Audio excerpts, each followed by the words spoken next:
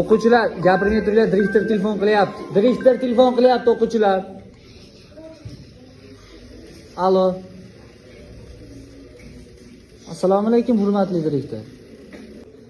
Rahmat. Yo'q. Birinchi sinflarga javob beramizmi? Dam olishadimi? Ha. Net 3 kungami? 3 kunga dam olishadimi? Ha. Bo'ldi. Hozir javob berib yuboraver, demaga.